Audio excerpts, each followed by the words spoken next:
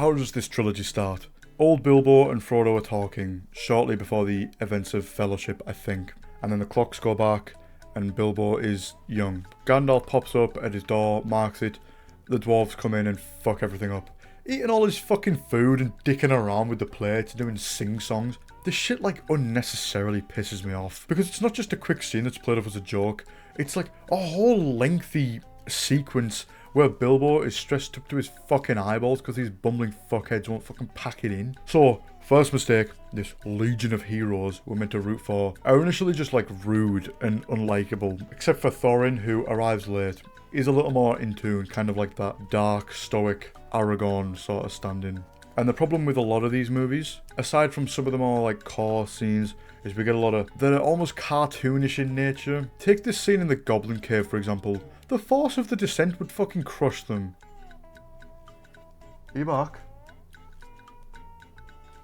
How Bard gets out of jail here is silly, and moments later we get the hanging on by one hand after a near miss trope. This is ridiculous. This little ass kid would not have the upper body strength to do this. But Frodo. Kale, I'm telling you now.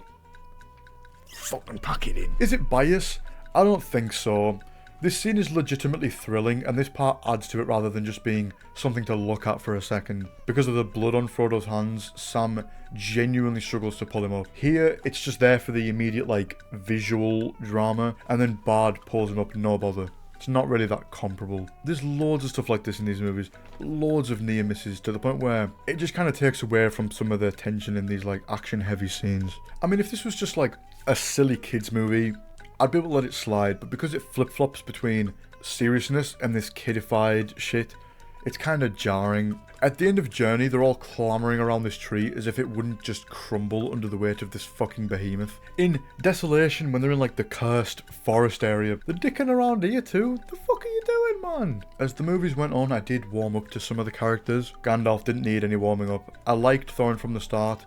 Bilbo, he kind of lacks the charm that some of the hobbits from the Rings trilogy had. But you do end up rooting for him because at times he's the only fucking person with his head screwed on properly. Other than those like core three, most of the other dwarves just kind of fall to the wayside throughout these movies. I think these movies would have done better just cutting like the cast down a little bit. But then of course you get the fans of the novel biting at your fingers, so I get why they didn't. Look at this guy. Every time he's on screen, he looks lost, man. There's no way this guy survives the Battle of the Five Armies. This guy doesn't even know his own fucking name. Many of the dwarves are either like just plain nameless, or like they're named up like once, so they might as well be nameless, or they're just boring or irrelevant. Bomber is memorable for his looks alone, but yet again, he's just a fucking buffoon, and there's no way he should ever win a fight against a trained orc. I'll put a pin in this rant and simply say, I think most of the main cast are forgettable, or just like plague the background of some of these scenes with their goofy looks, or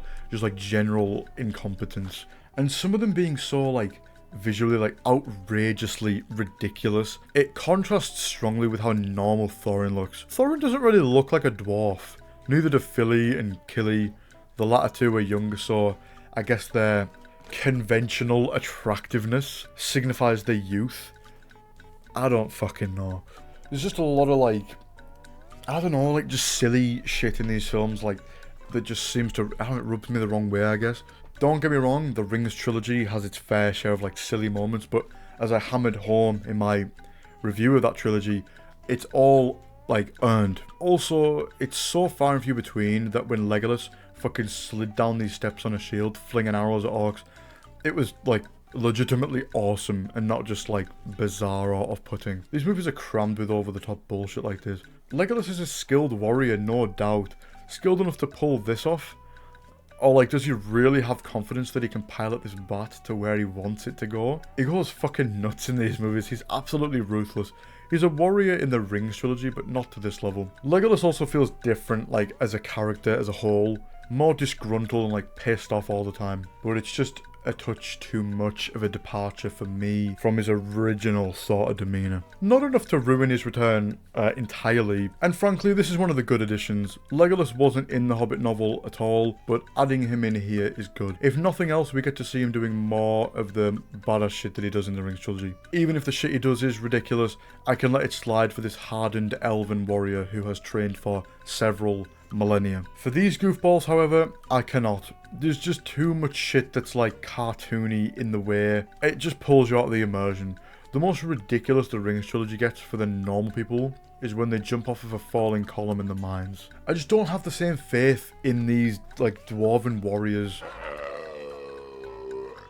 Which is why it's even more jarring to see them actually succeed in combat sometimes. Like I said, Gandalf, Thorin, Bilbo, they're all likeable. Balin is cool too. I did end up liking Killy by the midpoint of Desolation. Dwalin's alright, serves its purpose. The rest of the dwarves could honestly be left on the cutting room floor though. Bard is an extremely likeable character. All the elven characters, even if they're not likeable, they all serve a purpose. I'd say Lake Town is one of the highlight locations in these movies. Love the intertwined feel of it all and how everyone covers for Bard when he's in trouble. There's a central feeling of community here. Now, towards the end of the second movie, we get a lot more races side by side. And I have to say, these movies don't really nail the height scaling like the Rings trilogy did. More often than not, the difference in size from our perspective is kind of skewed. Likely due to some of the more prevalent dwarves like Killy or Thorin just straight up not looking like they have dwarven proportions at all. During a scene, I'll often just forget the characters are marginally different heights until we get like a wide shot or something. Lord of the Rings captured this so perfectly that I couldn't help but feel they dropped the ball here. It's not bad per se, it's just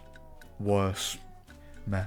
Strangely juxtaposing this lack of digital enhancement, these movies are a bizarre mishmash of unnecessary CGI sometimes. Look no further than, like, all the orcs. These just don't look anywhere near as menacing as the ones from the Rings trilogy. Not because they're poorly designed, but no matter how good you make it look, your brain can always tell that what you're looking at isn't real. Good makeup and prosthetics over CGI any day. Smaug too, he's menacing as fuck until he actually starts to talk. When he just talks like a regular guy, it kind of takes away from his allure, if you will. He speaks and paces his words like a regular cut villain from any old kid's book. Which, yeah, the Hobbit novel was a little more light in tone than the Lord of the Rings trilogy, but I think they should have reeled this one in a little bit. When Thorin is afflicted with the dragon sickness and his speech is all drawn out and slurred, Smaug should have spoke like that. Also, Smaug should have died at the end of the second movie, man. Having all this build up to his death from the start of the first to the end of the second movie,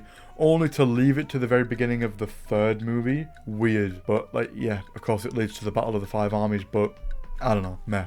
Azog was always kind of the main villain anyway, but Smaug could have been more, in my opinion. The final battle is definitely top tier though. Some of the most unforgiving, brutal shots from all 6 movies are in this battle. I think it may even be paced slightly better than some of the Lord of the Rings battles. It's interwoven with both wide and close shots of like these grim corpses. But lads, man, we get loads of cartoonish shit here too, like cross-dressing Liam Gallagher being flung into a troll's mouth. Okay, this is legitimately hilarious, but still, you get what I mean, right? There's such a stark contrast of like dark and gloomy, then fun and kiddie. It's just jarring for the viewer. All in all, it's a good watch. I did enjoy these movies. I have kind of shat on them, but you want to see the conclusion of the Thorin and Azog rivalry. Always nice to see Legolas again. All the action sequences are at least entertaining, even if some are ridiculous. The Riddles in the Dark sequence with Gollum is absolutely masterful. Could objectively be the best scene in the whole trilogy, especially if you group in Bilbo first using the ring and hiding from Gollum. Also, Gollum's CGI is certainly improved from the Rings trilogy. The texture of his skin is more lifelike.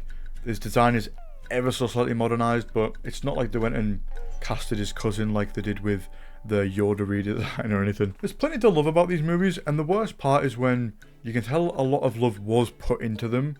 Like, everyone's heart was on board, but not everyone's brain was on board. Cutting out half the characters, cutting out like half of the runtime, and potentially recasting Bilbo might stack this against the Rings trilogy. Not that I've got anything against Martin Freeman, it's just I've never really seen him show any range. I mean, you see the odd comment like X actor always just plays his or herself in movies. I think the same goes for Martin here. Maybe you could point me to a movie where he's not Martin, but then I'd simply point back to this one and say, well, he's Martin here. I think the lowly Shireling should have been a little less competent, but this guy saves the dwarves on numerous occasions. The most realistic scene is at the end where the orc just fucking knocks him out cold and leaves him there. Fuck, I'm shitting on these films again, aren't I, man? I don't mean to. I guess I don't like these movies. I'm still undecided. I like Thorin as a character, and I think he has a perfect full circle kind of arc. Aside from the dragon sickness, which just kind of gets in the way and is frankly, like, rather sudden. Also, Gandalf finds Thorin's dad, and then he, this, like, quite important character, is just killed and immediately discarded, alongside the Wilhelm scream, no less. Okay, never mind. These movies don't even take themselves seriously, so why am I even trying to? If you like the Rings movies, you'll probably like these too. Just don't expect them to be anywhere near as good. They would have made one good, really long film, or like a two-parter, I guess, I don't know. But the norm of Western entertainment is to drag everything to a trilogy, so that's about all I've got to say about these movies. I reviewed the Rings trilogy, and I said in that video that I was going to make a Hobbit trilogy review, so just staying true to my word.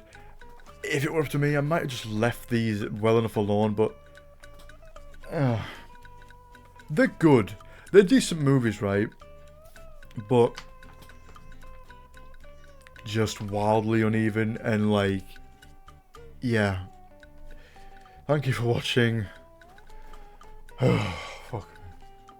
Stay tuned.